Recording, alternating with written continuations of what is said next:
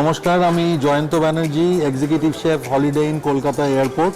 পুজোর 4 দিন, ষষ্ঠী থেকে নবমী অ্যাকচুয়ালি, আর দশমী লাঞ্চটাও আমরা কিছুটা করছি।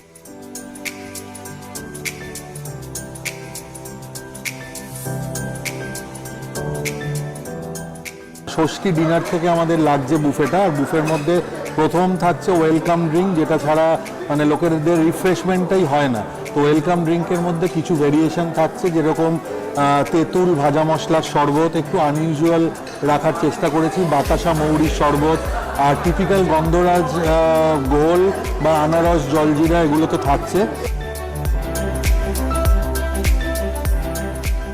স্টার্টারের মধ্যে একটা ভাজাভুজি কাউন্টার থাকছে, মানে উত্তর কলকাতার ভাজাভুজি স্টেশন।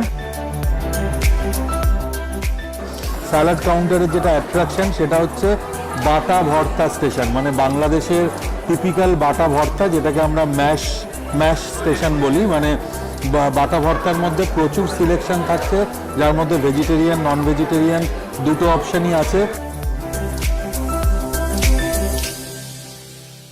অ্যাকচুয়ালি আমাদের থিমটা হচ্ছে পেট পুজো, এরকম নয় যে কোনো স্পেশাল কুইজিন নিয়ে আমরা কাজ করছি। এইবারের পুজোটা আমরা জাস্ট থিমটাকে রেখেছি পেট পুজো, কারণ মানে বাঙালিরা পুজো বলতে পেট পুজোটাকেই বেশি ইম্পর্টেন্স দেয়।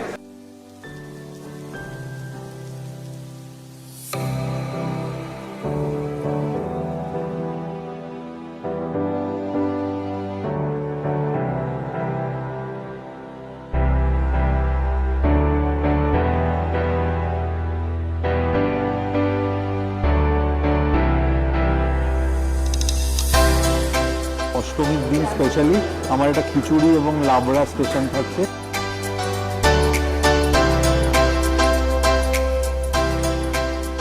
মিষ্টি ছাড়া তো বাঙালিদের খাওয়া একদমই অসম্পূর্ণ থাকে, সেই জন্য মিষ্টি স্টেশনে আমার একটা কাউন্টার থাকছে, সেটা হচ্ছে একদম হোমমেড নাড়ু স্টেশন, নাড়ু অ্যান্ড মোয়া।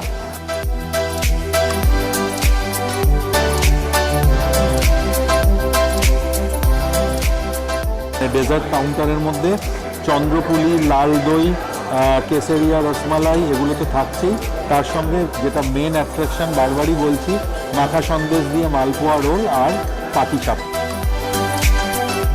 তো ডেফিনেটলি এই ডেলিকেসিগুলো ট্রাই করার জন্যে পুজোর 4 দিন, মানে ষষ্ঠী ডিনার থেকে দশমী লাঞ্চ পর্যন্ত হলিডে ইন কলকাতা এয়ারপোর্টে আপনাদের আসতেই হবে। নমস্কার।